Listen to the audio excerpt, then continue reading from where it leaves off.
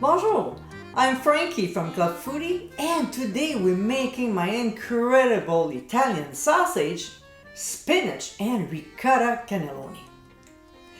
This tasty and colorful dish is perfect to serve at your next dinner party. So let's get cooking. Before we begin, I'd like to highlight something. I bought this box from the store and it says on the package that the pasta is oven ready. Normally, I soak the tubes in hot water prior to stuffing them, so today we won't do this step. Now, if yours are not oven ready like mine, click on the top right corner of your screen to see how I do the soaking method when I stuff my manicotti. Alright, let's cook. In a large skillet over medium-high heat, we'll start by adding 1 tablespoon of olive oil, and when it sizzles, working in batches, we'll add our baby spinach leaves.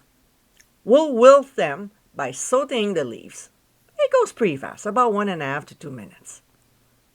When this batch is done, we'll scoop the leaves up to a colander and set aside while adding another tablespoon of oil and another batch of spinach leaves. For this recipe, we use half a pound of it.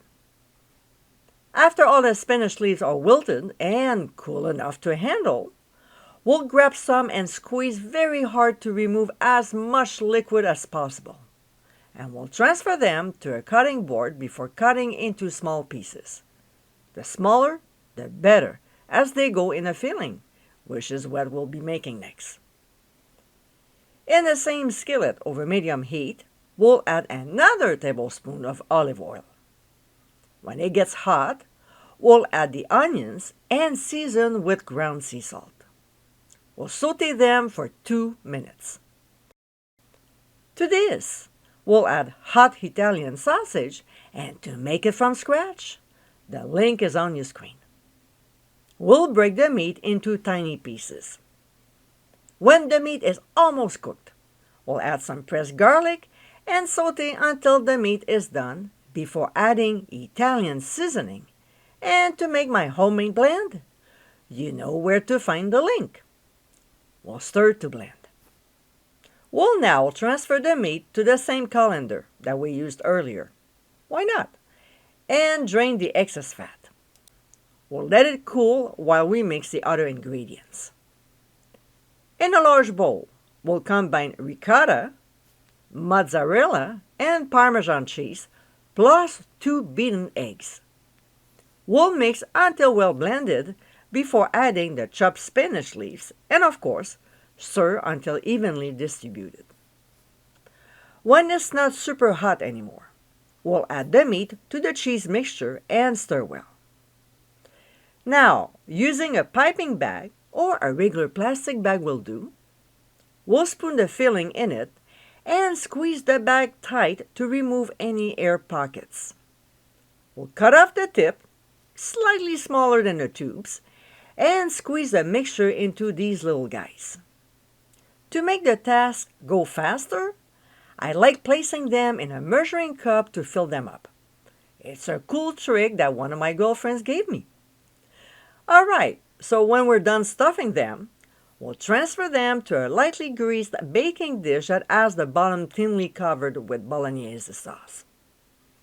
Next, we'll spoon the Alfredo sauce on 2 halves of the cannelloni, trying to make it as straight as possible, and then spoon the other halves with the bolognese sauce. The visual presentation of this dish will be gorgeous, plus the combination of those 2 sauces gives a flavorful balance. After the pasta is entirely covered with sauces, we'll sprinkle on some Parmesan cheese. I know there's a lot of cheese, but that's what makes it so delicious. We'll cover the dish with foil and transfer to a 350-degree preheated oven. We'll bake for 45 minutes and then remove the foil before baking for an additional 5 minutes or until the sauces are bubbly and the cannelloni is done when piercing with a pointy knife. We'll remove from the heat and allow to rest for 10 minutes before adding the chopped parsley. And my friends, these are our Italian sausage, spinach, and ricotta cannelloni.